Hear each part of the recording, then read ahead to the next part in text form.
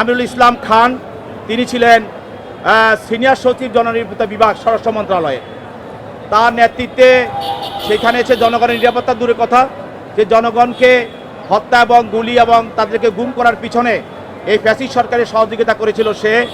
আরও ছিল নজিবুর রহমান।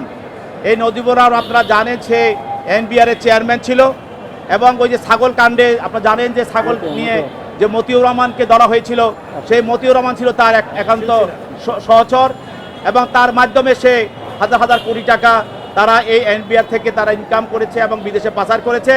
এবং তারা নামে মাত্র ফ্যাসিস্ট আওয়ামী লীগ সরকারের দোসরদেরকে তারা বিভিন্ন ধরনের ছাড়পত্র দিয়ে, সনদ দিয়ে তাদেরকে এনবিআর থেকে তারা ছাড়পত্র দিয়েছে, তাদের বিরুদ্ধে কোনো অভিযোগ নাই। এই ধরনের ছাড়পত্র দিয়ে অন্যায়ভাবে দেশের হাজার হাজার কোটি টাকার রাজস্ব থেকে দেশকে বঞ্চিত করেছে। এর নায়ক ছিল নজিবুর রহমান।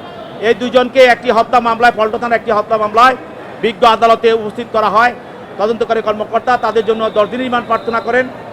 বিজ্ঞ আদালত উভয় পক্ষের শুনানি অন্তে, তাদের পক্ষের আইনজীবী ছিল, উভয় পক্ষের শুনানি অন্তে তার বিরুদ্ধে 3 দিনের রিমান্ড মঞ্জুর করে, প্রত্যেককে 3 দিন রিমান্ড মঞ্জুর করেন এবং তাদেরকে তদন্তকারী কর্মকর্তা হেফাজতে প্রদান করেন। আজকে সাবেক এনবিআর চেয়ারম্যান জনাব মুজিবুর রহমান এবং সাবেক জনপ্রশাসন মন্ত্রণালয়ের সচিব আমিরুল ইসলামকে দুটি মামলায় রিমান্ড আবেদন করে আদালত দুপক্ষকে শুনেই 3 দিন করে দুজনের রিমান্ড মঞ্জুর করে। তার সচিব উনি নিজেই বলেছেন উনি অনেক আগেই অবসরে গিয়েছেন, এবং এনবিআরের চেয়ারম্যান নজিবুর রহমান উনি অনেক আগেই অবসরে গিয়েছেন। এইসব ঘটনা ঘটার আগেই তারা অবসরে গিয়েছেন, সুতরাং তাদের এইসব ঘটনায় সম্পৃক্ত থাকার কোনো ধরনের সুযোগ নেই।